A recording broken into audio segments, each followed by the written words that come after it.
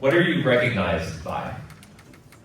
What are you recognized by? For me, personally, maybe the things that I'm recognized by are my glasses, my hair, or slowly lack thereof. Maybe it's the clothes that you wear. Maybe it's not just what you see visually that someone is recognized by. Maybe what any one of us is recognized by is a sound. Maybe it's the sound of our voice. Maybe it's our laugh.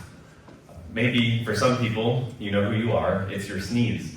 Your sneeze betrays you. You know exactly who you are from a mile away. There are many things that we might be recognized by. Maybe it's something visual. Maybe it's something that we hear. But regardless of the things that we're recognized by, one thing is absolutely and always true, and it's this.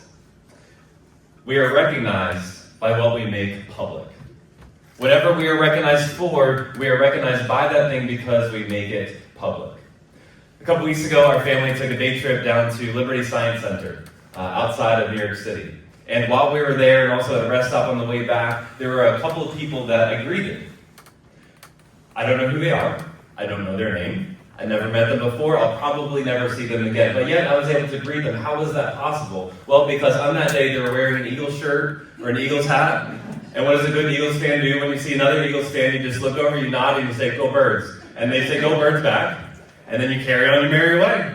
I have no idea who they are, but I was able to recognize them as an Eagles fan because they were making it public, because they were wearing the shirt, because they had the hat. We are recognized by what we make public. And furthermore, there's a second principle that's always true. What we make public is what we value. The things that we choose to make public are the things that we value. Look no further than bumper stickers. Bumper stickers tell you a lot about the owner of that vehicle, for better or for worse, right? Some bumper stickers are really cringe, some are really interesting. Some people have bumper stickers plastered all over the back of their car. But whatever it is that they have, it tells you what they value. Some people value the school that they went to, and so you'll see the name of the college in the back window. Some people value their family, and so you'll see all the stick figure children lined up. Some people value humor, and so there's a T-Rex eating your family of stick figure children.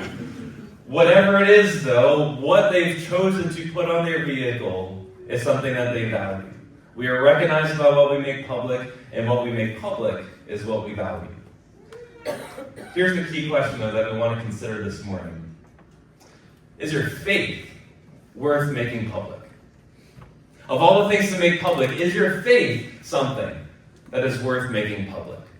And I use that word with all of us. I use that word faith because maybe some of you are here today and you're not religious, you're not a Christian, and so you might look at that word faith and like, well, I don't have faith, that's not kind of where I'm at. But even if we don't call it faith, we all put faith in something. We all believe in something. We all hope in something. We all trust in something. Maybe it's a relationship. Maybe we put our faith in achieving family stability. Maybe our faith and our hope is in career success. Maybe we put our faith in the economy. That's a bad idea. Don't do that. Maybe we put our faith in just the goodness of people. There's a lot of things that we can put our faith in, whether we call it that or not. But all those things I just said, and many other things that we could add to that, there's a problem. Because every single one of those things, at some point in our life, is going to disappoint us. Is going to fail us. The economy isn't doing so well. That relationship comes to an end. That friend moves away. The career ladder that we were climbing, all of a sudden the rungs give out. And all of a sudden we're disappointed. And all those things that we put our faith and our trust and our hope in, they fall short. By contrast, God says this in Romans chapter 10. It says that everyone who believes on Jesus will not be put to shame. Not be put to shame means that you won't be embarrassed. You won't be disappointed. You won't be let down.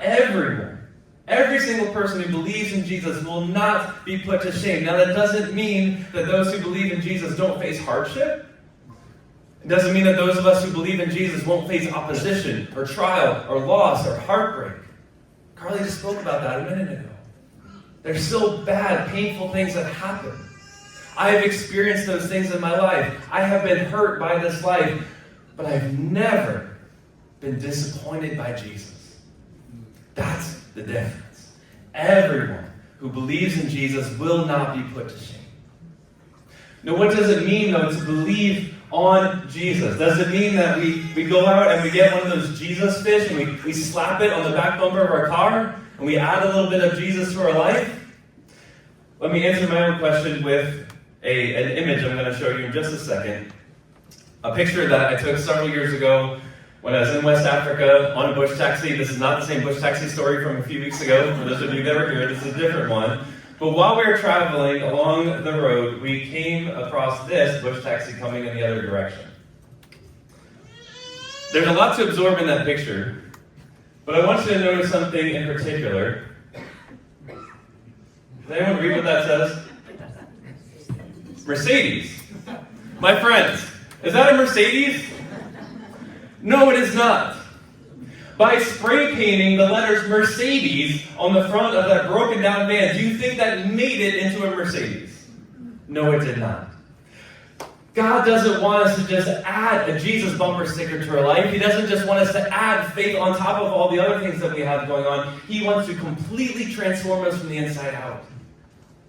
Having faith, believing on Jesus is not something that we sprinkle on top of our life. It's a decision to give over the keys of our life to Him, to bring the vehicle of our life into God's garage and to ask Him to completely transform us from the inside out. The beautiful thing about that is that we don't have to do the work. The only thing that you and I have to do is to take the keys of control, and surrender them and hand them over and say, God, I trust you. I trust you to do the work. I don't have to change myself. I don't have to fix everything. I'm not going to be able to fix everything to make myself perfect. But God invites us to trust Him, to surrender the keys, and to give Him control. And when we do that, look at the outcome of that as it talks about in 2 Corinthians 5. It says that if anyone is in Christ, for everyone who's believed on Jesus, she is a new creation. The old has passed away. See, the new has come. When we believe in Jesus, everything that is spiritually dead about us is cast off. Notice what this verse does not say. This doesn't say, if you believe in Jesus, you get some things new.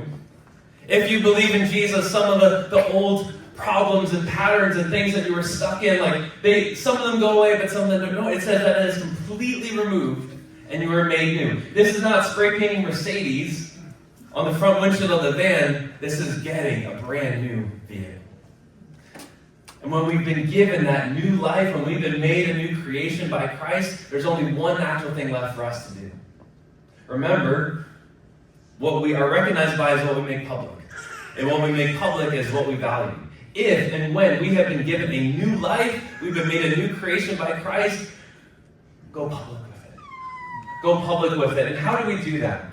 One more verse I want to look at from Deuteronomy 6:7. It gives us the how. It says, repeat these truths. Talk about these things. Talk about God's love. Talk about this new life. Repeat these things to your children. Talk about them when you sit in your house and when you walk along the road. When you lie down and when you get up.